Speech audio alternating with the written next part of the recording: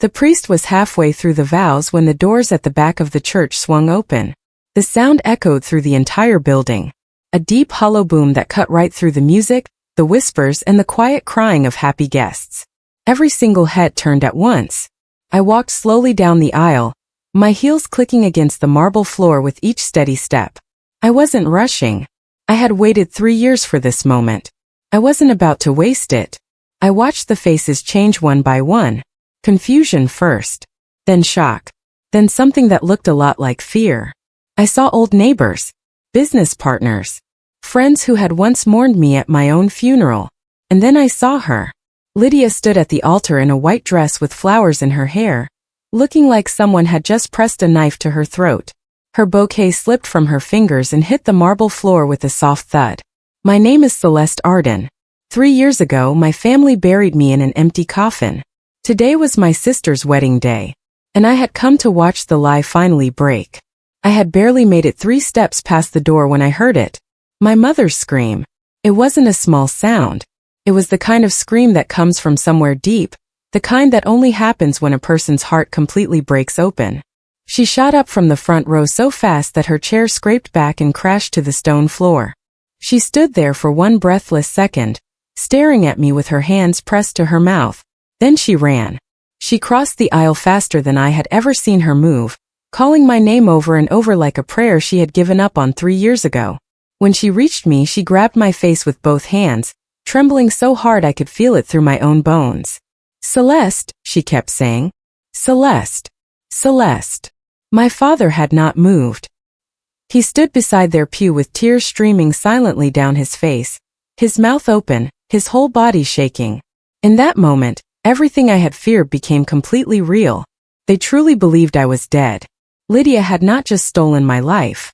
She had stolen me from the 2 people who loved me most in this world, and let them grieve for 3 full years. I looked past my mother's shoulder toward the altar. Lydia had still not moved.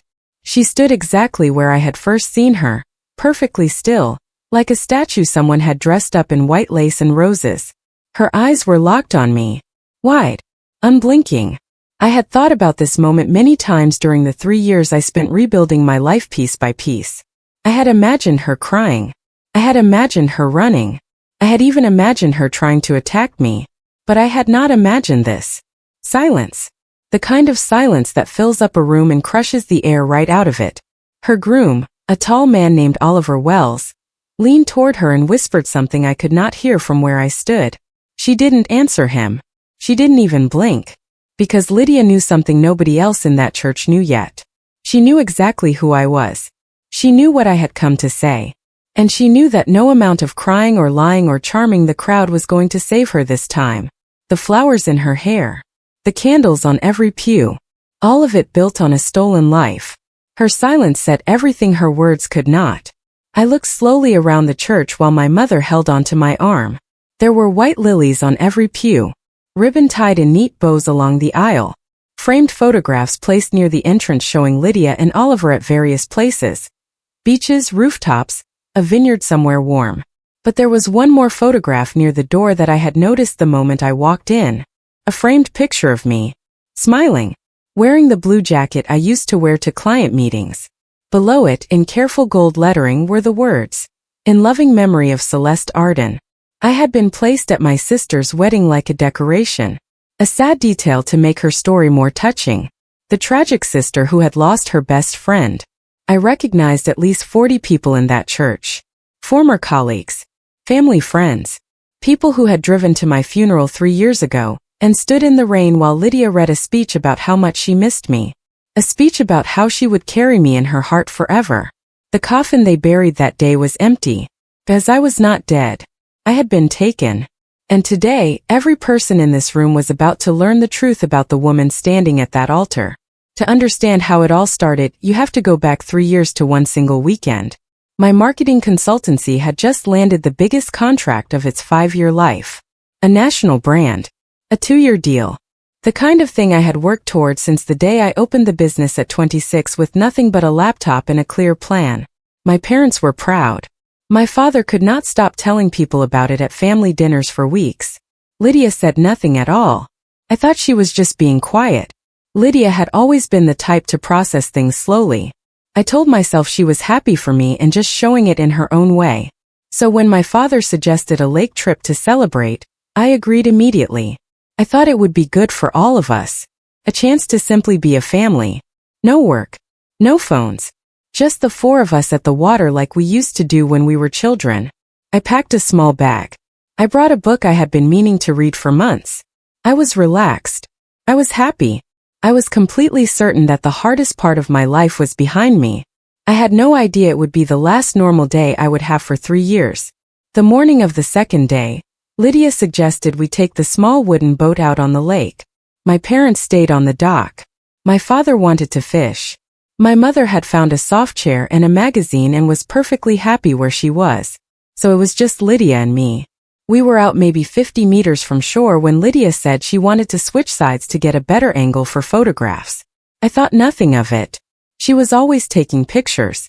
I stood carefully to move across the boat. That was when it jolted hard. I lost my balance immediately. My arms went out but there was nothing to grab. The cold water hit me like a wall and I went under fast. The shock of it froze my lungs. I tried to kick toward the surface but something was wrong. My head had caught the edge of the boat on the way down. I remember the light going dark above me. I remember the cold pressing in from every direction. And I remember looking up through the murky water and seeing Lydia standing at the edge of the boat, watching, not moving, not screaming for help, just watching me go under. I did not drown. But the men who pulled me from the water were not there to save me.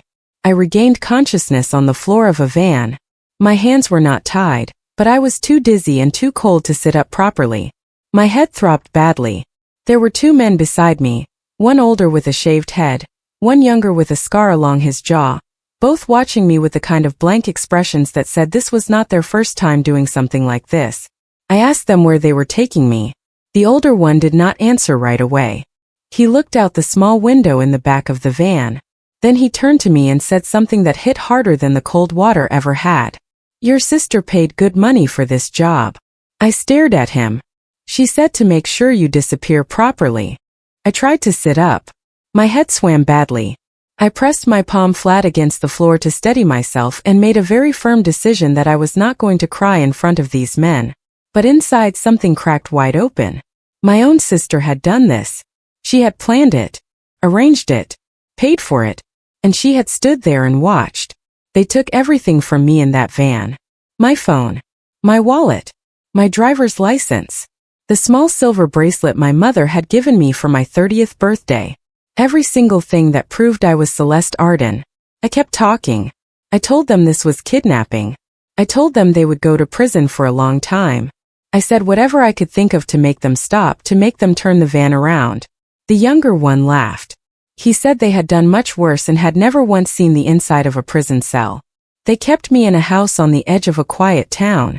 It wasn't a terrible place, not a basement or a cage, but the doors were always locked and one of them was always nearby. I spent the first week in total shock. Barely eating, barely sleeping, just trying to understand how the person I had shared a childhood with had chosen to do this to me. We had shared a bedroom until I was 15. We had whispered to each other in the dark about our futures.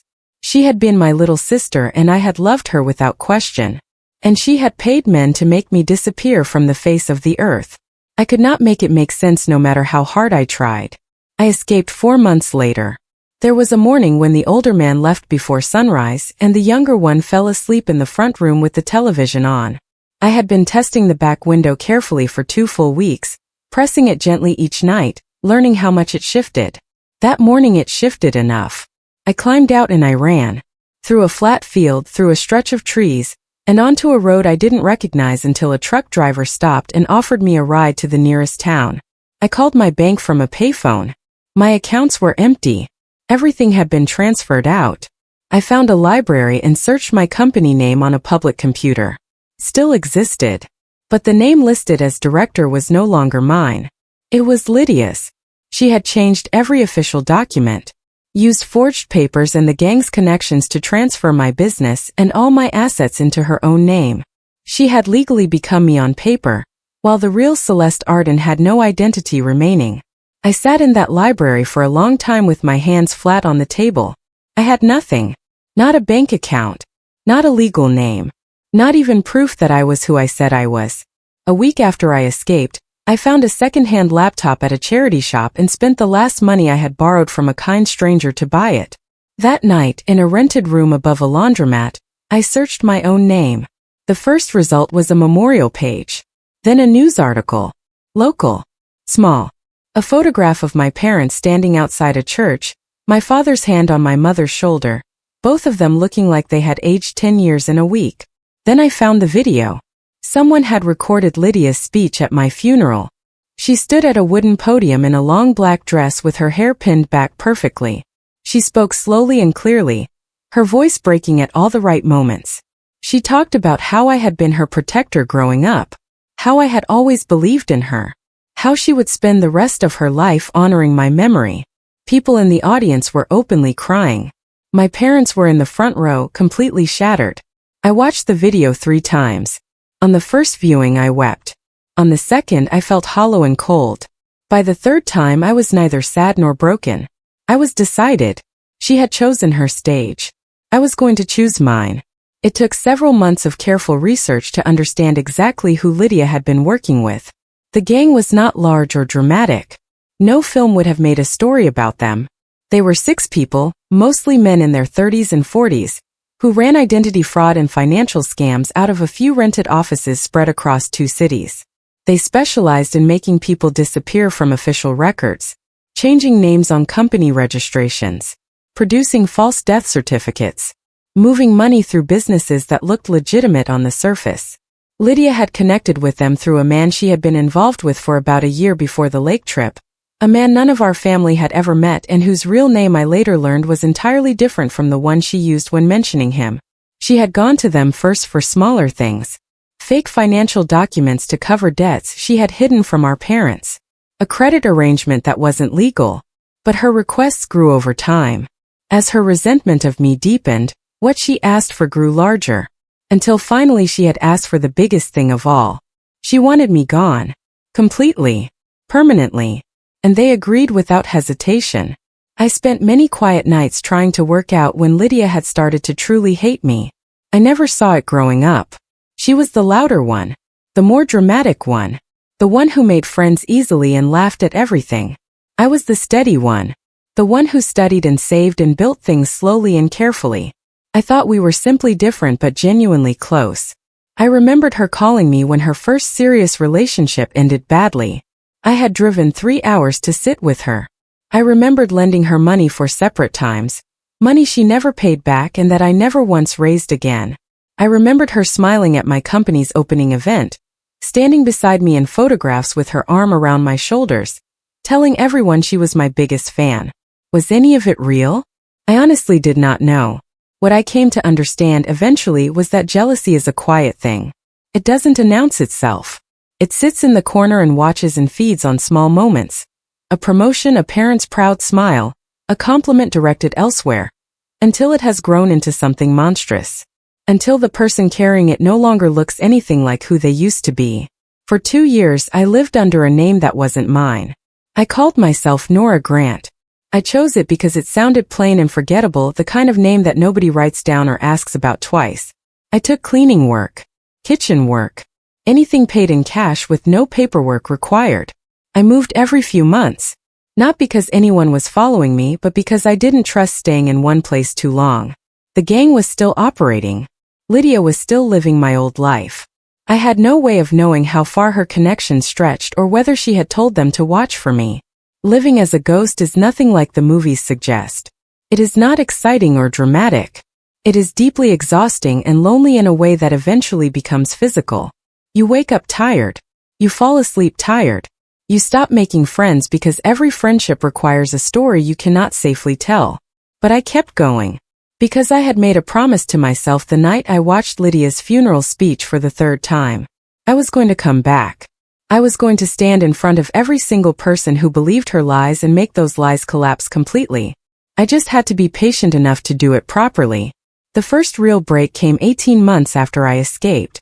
I had developed a habit of checking local crime news in the region where the gang operated. scanning reports from library computers whenever I had the chance. One afternoon I found a short article about an arrest. A man named Freddie Carter, 42 years old, taken in as part of a financial fraud investigation.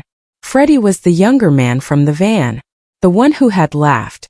I sat with that information for 3 full days before doing anything. Then I wrote to the detective named in the article. I used a temporary email address I had created for exactly this kind of situation. I didn't give my real name. I told him I had detailed information about Freddie Carter and several connected crimes, and that I needed to confirm he was willing to listen carefully before I shared anything further. Detective Harlow replied within 6 hours. He was more than willing to listen. Over the following weeks, what I shared with him shifted the entire direction of his investigation. Because what I gave him was not only about Freddie Carter and the gang, it was about Lydia Arden, and every document she had paid them to falsify. I found out about the wedding on a Tuesday morning.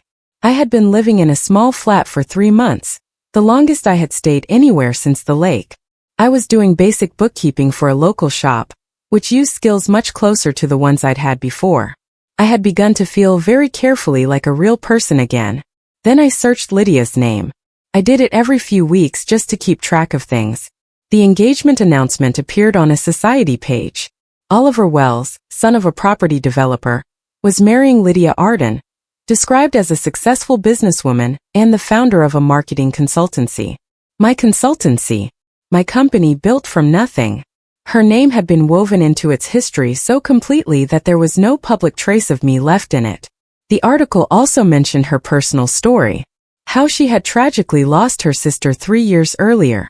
How she had channeled her grief into building the business as a tribute to Celeste's memory. She was using my death to make people admire her. The wedding was 6 months away. I read the date carefully. I read the venue. I noted the names of the families involved. Then I closed the laptop, sat quietly for a moment and started planning. 6 months was not much time, but it was enough. I had already been building a case file for over a year by the time I saw the wedding announcement. Bank transfer records. Email threads recovered through Detective Harlow's investigation. Written statements from 2 gang members who had agreed to cooperate with police in exchange for reduced sentences. Freddie Carter had provided a detailed account of how the lake incident was arranged. He described the payment structure, the forged death certificate, and the exact method used to transfer my company into Lydia's name. He named her clearly and specifically as the person who had hired them, directed the plan, and confirmed the payment. Detective Harlow told me the formal charges against Lydia were nearly ready, but the timing had to be managed carefully. If she received any warning, she might disappear. They needed to move without alerting her. I understood careful. I had been living carefully for 3 years straight. We agreed the wedding would be the right setting. A public location. Hundreds of witnesses. Her fiancé's influential family present. No quiet exit available to her. No way to privately manage the story afterward. My role was simple. I had to walk through those doors. The detective and the evidence would handle everything else. The hardest part of those 6 months was staying away from my parents. My father's health had declined after my supposed death. My mother had returned to work at 62 because sitting at home with her grief had become unbearable. I knew these things because I had been watching from a careful distance, following their lives the way you follow news. Close enough to know what was happening, too far to do anything about it. I wrote letters I never sent. Long ones at first. Then shorter. Then small notes that said things like I'm alive and I'm sorry I can't tell you yet, and I love you and I promise I'm coming back. I kept them in a box under the bed.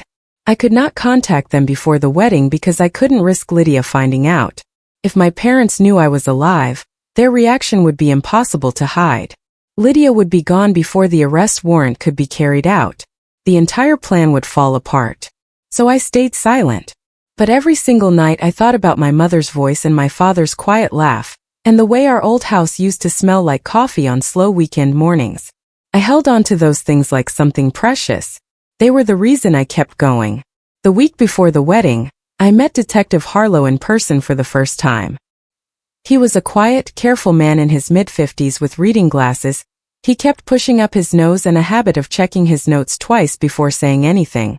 I liked him immediately. He reminded me of my old company accountant, Someone who paid close attention to details and never made promises he could not actually keep. He told me that Lydia's arrest warrant had been formally approved. Officers would be positioned outside the church on the day. The plan was to allow me to enter first and let the truth have its moment, and then for Harlow and his colleagues to come through the doors with the official paperwork.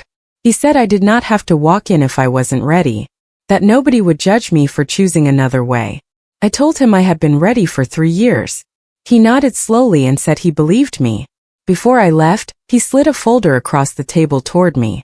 Inside was a legal document confirming that Celeste Arden was officially recognized as alive, her identity restored, pending final court approval of the fraud charges. I held that paper for a long time. My name, my real name, in clean black ink on official paper. For the first time in 3 years I existed again. I arrived at the church 20 minutes after the ceremony had begun. I chose that timing deliberately. I wanted the vows to have already started.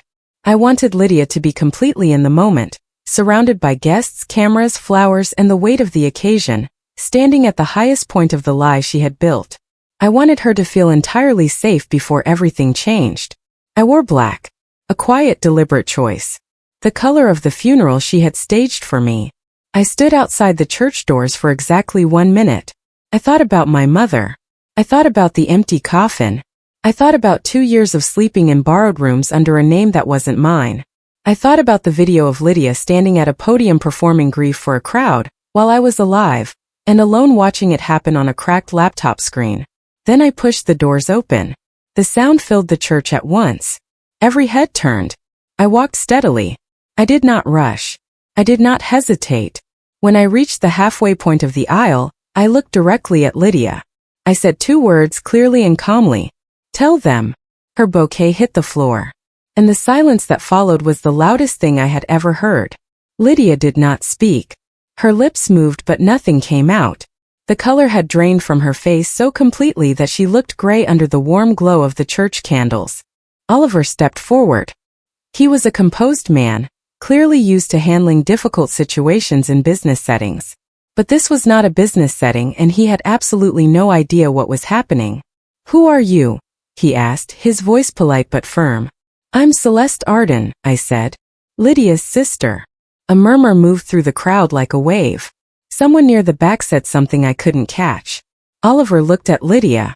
Didn't your sister pass away 3 years ago? Lydia finally found her voice. It came out high and unsteady, nothing like the confident tone I had heard in the funeral video. She's lying, Lydia said. I don't know who this woman is. She's not my sister.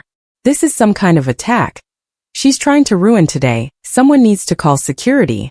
She was still talking when the church doors opened again behind me. I heard the sound of calm, unhurried footsteps on the marble. Detective Harlow walked in holding a file folder. His timing, as we had planned, was perfect. Detective Harlow walked to the front of the church with the quiet authority of someone who had done this many times before. He introduced himself to the room. He held up his badge clearly so the guests in the front rows could see it. He explained in plain and steady language that he was leading an active investigation into fraud, identity theft, and criminal conspiracy, and that several of the parties directly involved were present in the church at that moment. Then he opened the folder. Freddie Carter had provided a full written confession. Harlow read the key section aloud. It described in straightforward language how Lydia Arden had approached their criminal group 18 months before the lake trip, how she had made payments to stage an accident, remove her sister from public life, and assist with the transfer of her sister's business and financial accounts. Harlow then described the bank records, the forged documents, the false death certificate that had been filed with local authorities. The church was completely silent. Oliver Wells stood very still. His parents, seated in the second row, had gone completely rigid in their chairs. Lydia stared at the folder, then at me, then at the side door near the altar. Harlow shook his head once slowly, as though he had read her thoughts. There are officers outside every exit, he said quietly. That was the moment Lydia broke. It wasn't a quiet breaking. It was the kind that floods out all at once after being held back for years. She turned to the crowd with her hands raised and her voice cracking, and she said things I think she had carried silently for a very long time. She said I had always been the one our parents celebrated, that every small success of mine received a dinner, a phone call, a proud announcement, while her achievements passed without the same attention. That she had worked inside my company for 2 years before I ended the arrangement. That she deserved the life she had built and everything in it. Some of what she said may have carried a grain of real pain. Families are complicated. Hurt is sometimes real even when the response to it is completely wrong. But not one word of it, not a single sentence was a reason for what she had done to me. Around the church I could see the small glowing screens of phones. People were filming everything. Lydia had wanted a perfect wedding. A beautiful, admired life built on a beautiful story. Instead, she was standing in front of hundreds of witnesses delivering something far closer to a confession. When she finally stopped, Oliver Wells quietly picked up his jacket and walked out without saying a word. 2 officers entered from the side door near the altar. They moved calmly and without drama. One carried handcuffs. The other spoke quietly to Lydia, explaining in a low and professional voice that she was being placed under arrest on charges of fraud, identity theft, and criminal conspiracy. Lydia did not resist. The fight had gone out of her completely. The white dress rustled softly as they guided her hands behind her back.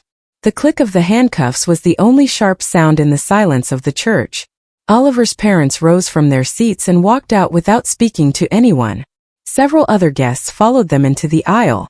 Those who remained sat completely still, watching with the stunned, fixed attention of people who know they are seeing something they will never fully forget. Lydia was walked back down the same aisle she had been about to walk as a bride. She stopped beside me near the back of the church for just a moment and looked at my face. I expected anger. I expected the sharp defiance I had always known from her. Instead, her expression held something quieter, something I could not entirely name. It may have been the very beginning of shame. It may have simply been exhaustion. I said nothing. I watched her walk out of the church, and I let her go. My parents came to me before I could cross the room to reach them. My father moved faster than I had seen him move in years.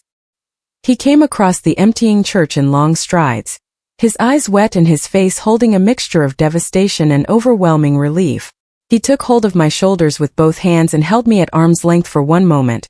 Looking at my face the way you look at something you are terrified will disappear again if you stop watching. Then he pulled me into a hug so tight I could barely draw breath. My mother was right behind him. She was crying steadily and quietly, the kind of crying that carries no performance in it, just feeling too big to stay inside any longer. She touched my face exactly the way I had imagined on every lonely night in every borrowed room over 3 years. "You're real," she whispered. "You're actually real." "I'm real, Mom," I said. "I'm here. I'm not going anywhere." My father pulled back just enough to look at my face again. His voice dropped to barely above a whisper. "We thought we lost you forever." There was so much I needed to say, so much to explain, so many months of silence to account for. But right then, in that moment, none of it mattered. I was home. 6 months later, Lydia was in prison awaiting trial. The charges were serious and the evidence was overwhelming. Her legal team had very little to work with. Freddie Carter's confession, combined with the financial records and the testimony of 2 additional gang members, had built a case that left almost no room for argument. The courts formally returned my business to me, along with the accounts and assets that had been frozen since Detective Harlow's investigation became public. The company had lost several clients and 2 key staff members during Lydia's management, but the structure was still there. The foundation I had built from nothing was still solid. It was mine again. I would rebuild it. But the truth was, the business had never been what I was truly fighting for. I had been fighting for my name, my life, my parents. 2 months after the wedding, I sat in my parents' garden on a warm afternoon. My mother had made tea.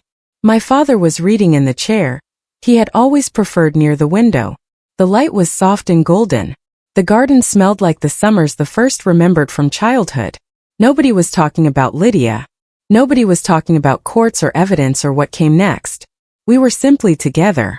A family that had been broken in the cruelest possible way, finding its way carefully back to itself. The sister who tried to erase me had lost everything she stole, and I had gotten back something no one could ever take from me again.